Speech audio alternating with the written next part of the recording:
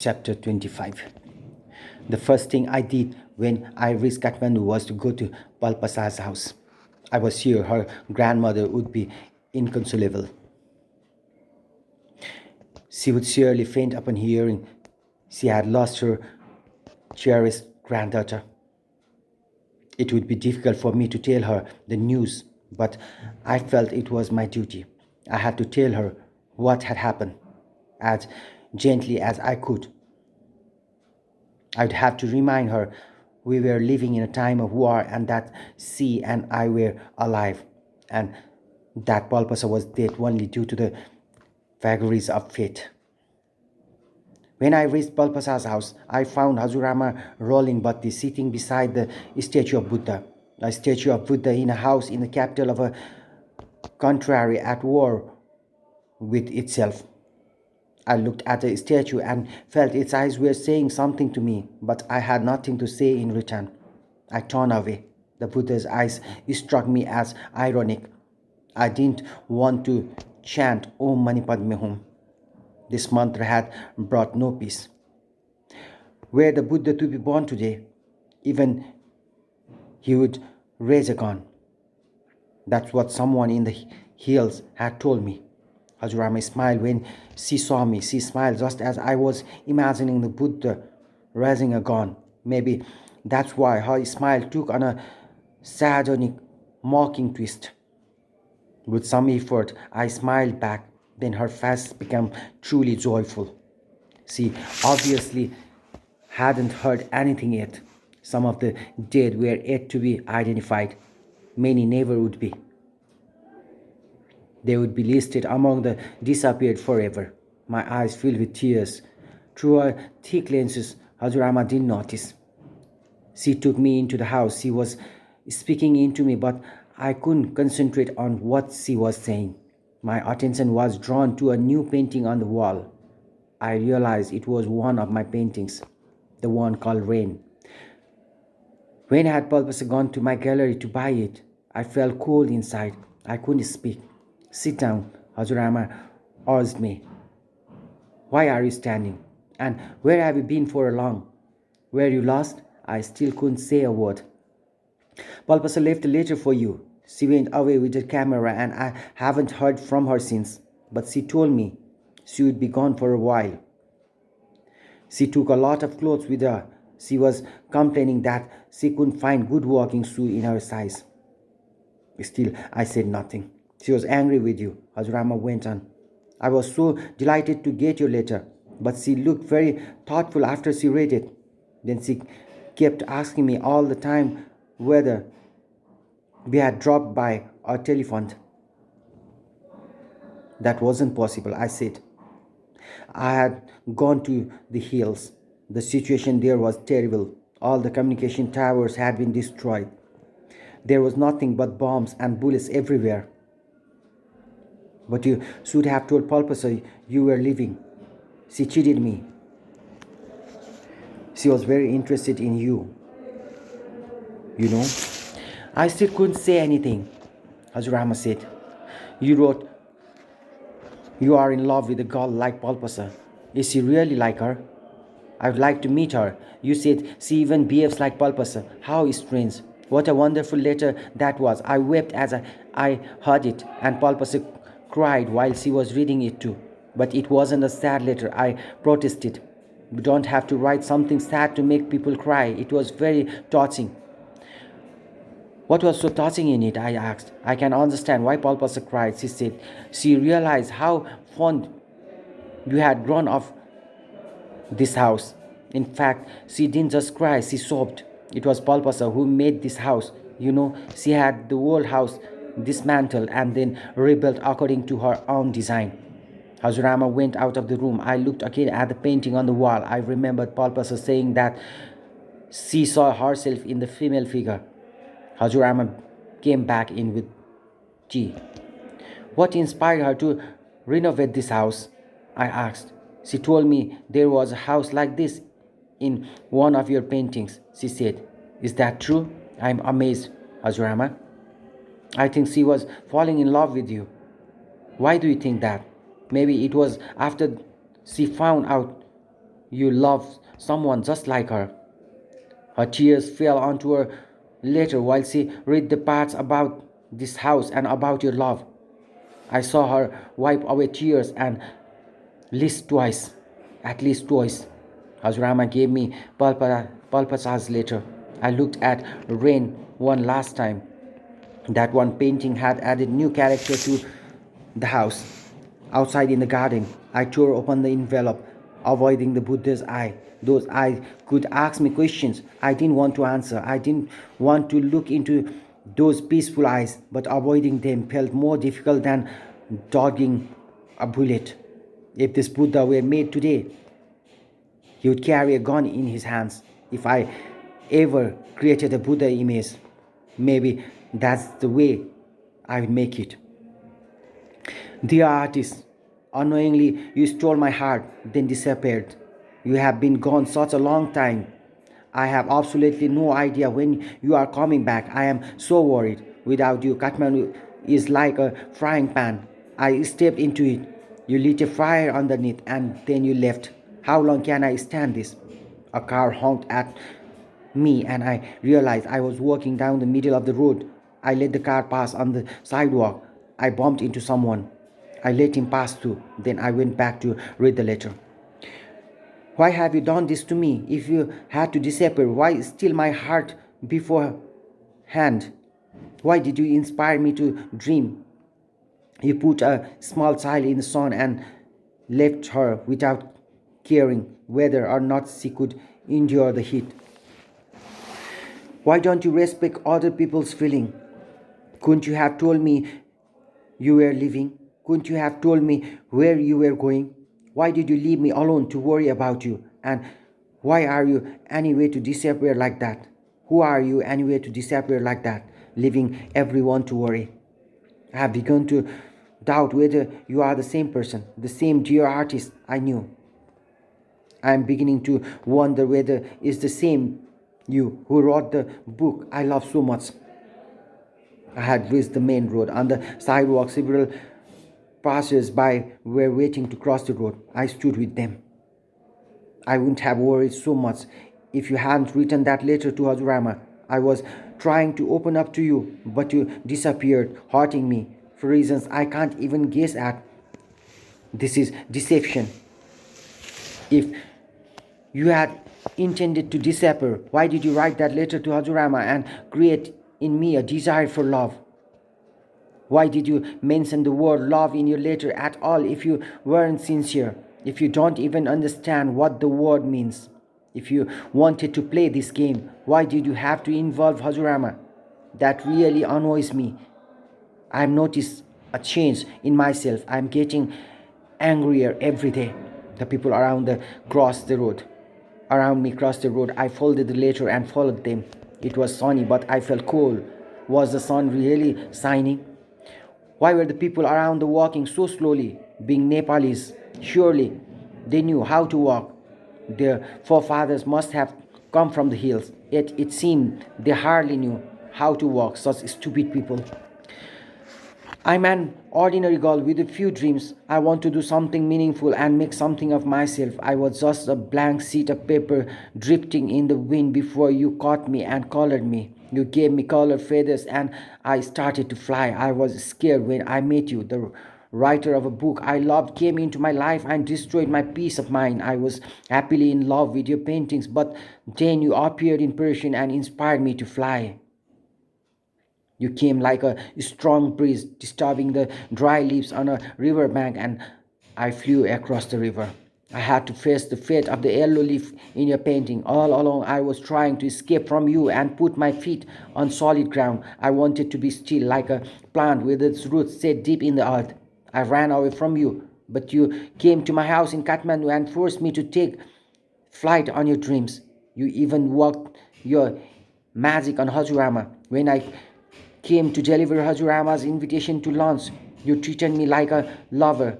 Did you ever take time to wonder what I thought of you?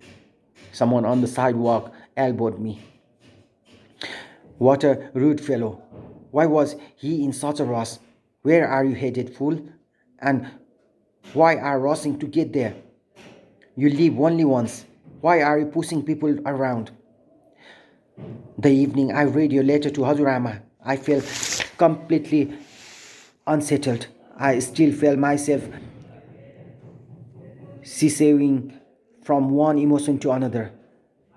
I want to say something. I want someone to hear what I have to say. I want to bear my feelings. I want to go around my neighborhood, my city, carrying a letter and the feeling it gives me. But you are nowhere to be found.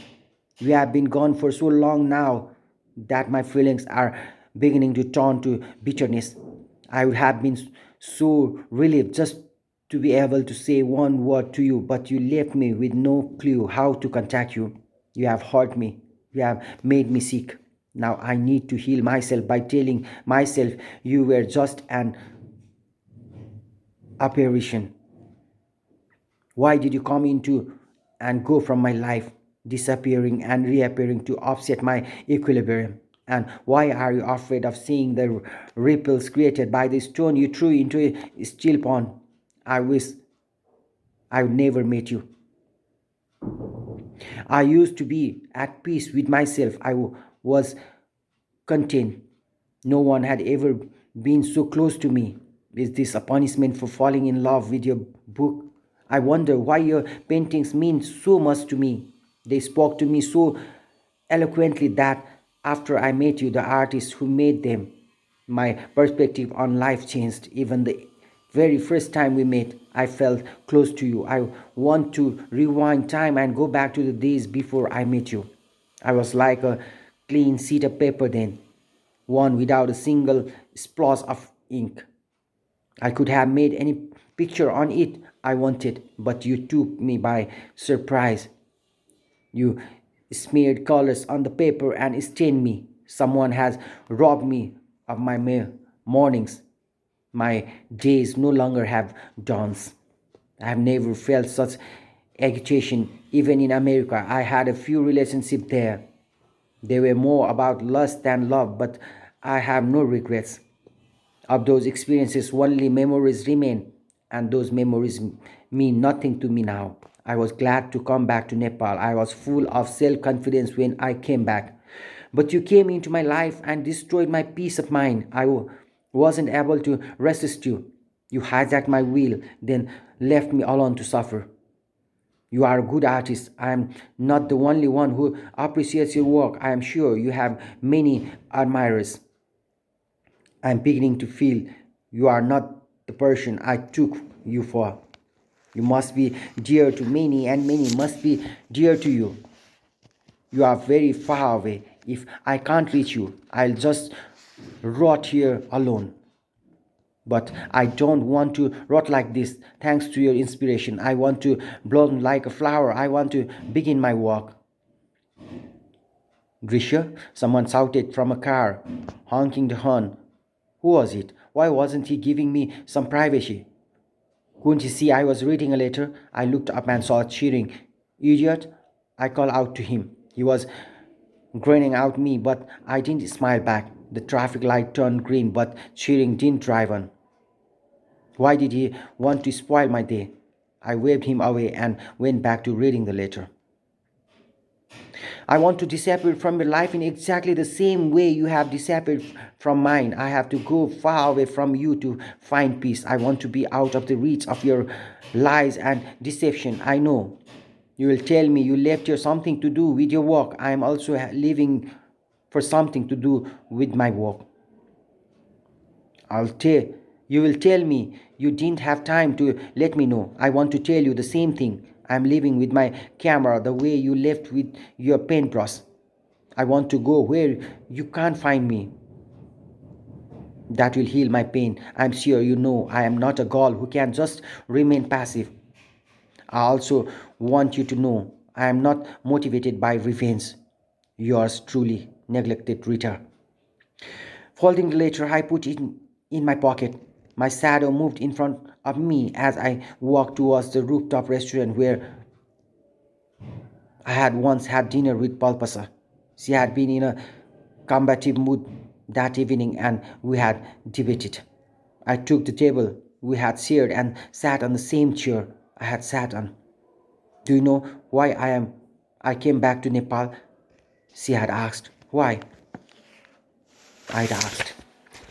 I was absorbed in a long article analyzing the Western world's obsession with Spider Man and Harry Potter.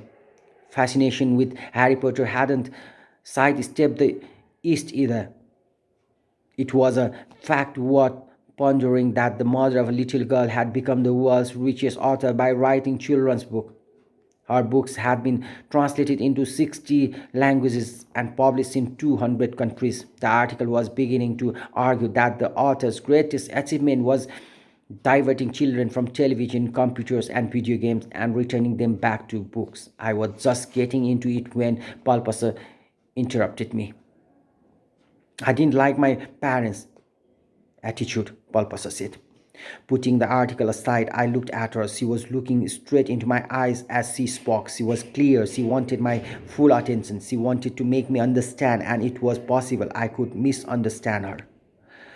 After all, we had grown up under very difficult circumstances in different countries and surrounded by different cultures. I wasn't in the mood to give her my full attention, but I guess she was trying to make the point that understanding each other could be the first step towards love. I asked, why didn't you like your parents' attitude? They were always asking me why I went around with certain men. Which men? Whenever I had male friends, they had questioned me about his background. They were so possessive. They believed no daughter of theirs should have relationship with anyone else educated than she was. I looked at her more closely. They believed that friendship with a less educated person would demean me somehow, she said. What did you tell them? Nothing. They wouldn't have understood. If I had found a friend who was better educated than me, his parents probably would have discouraged him from seeing me. That's true. And how would my parents feel then? She asked. But you never told your parents these things.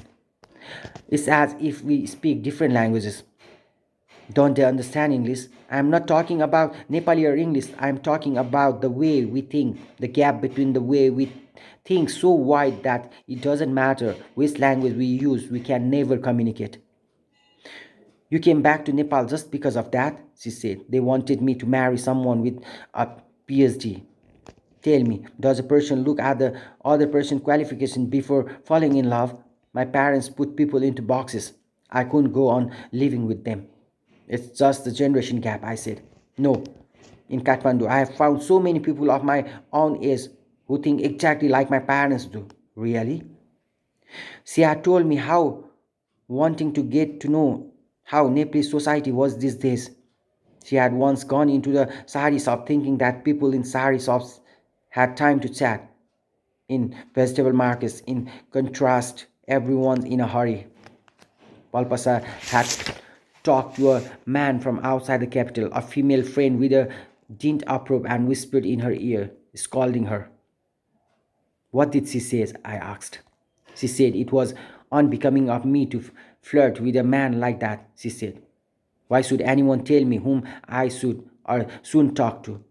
Did I need to identify the social status of a person before even talking to him? Should I never talk to people from outside Kathmandu just because they might be less affluent than I am?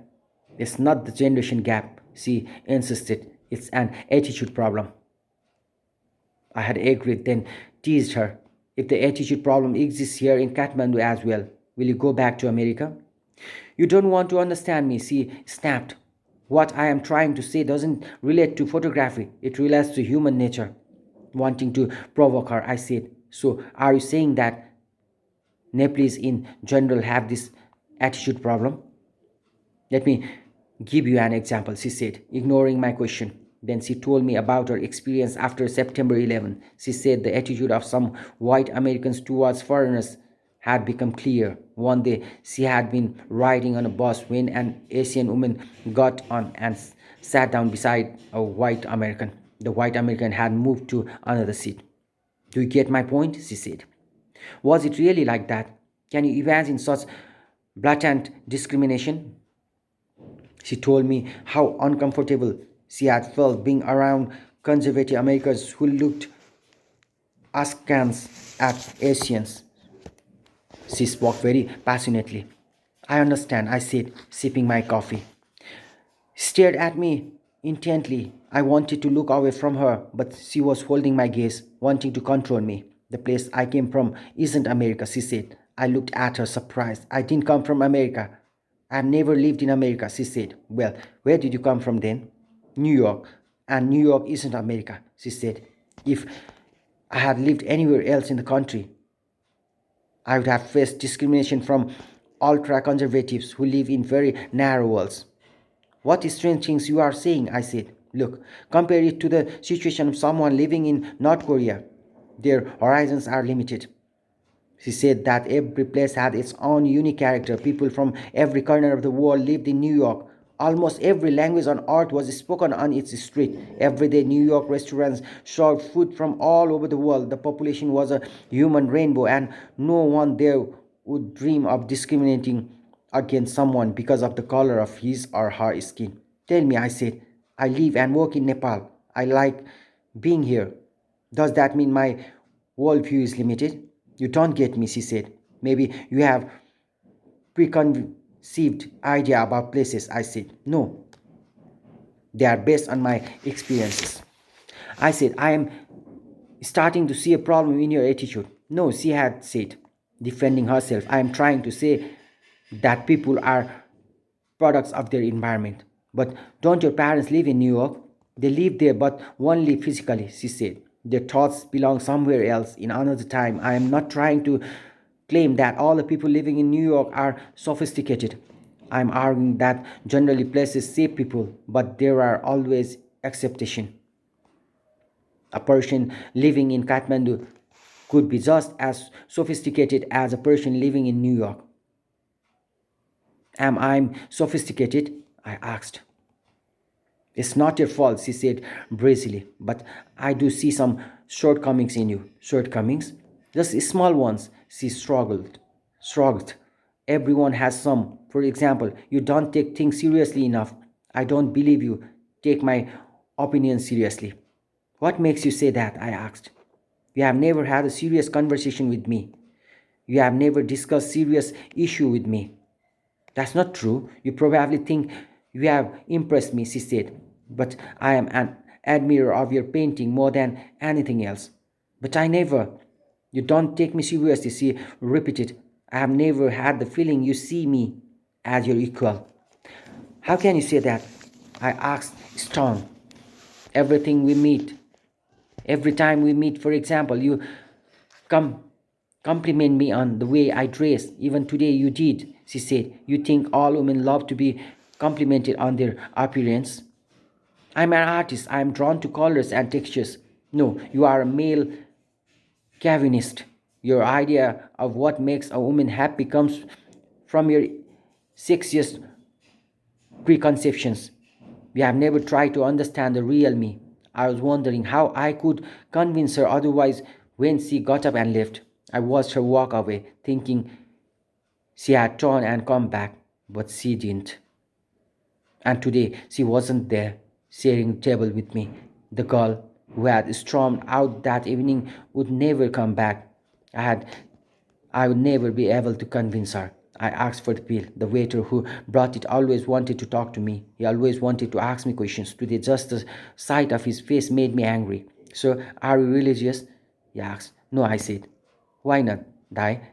He asked. Paying the bill, I said. Religion promises good things in the next life.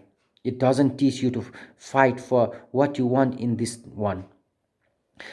I understand. What do you understand? I snapped as I turned to go. I understand what you said, he called from behind. You can't understand me, I said. But I have understood, he said. Climbing down the stairs, I shouted, anyone who says he understands hasn't understood a damn thing.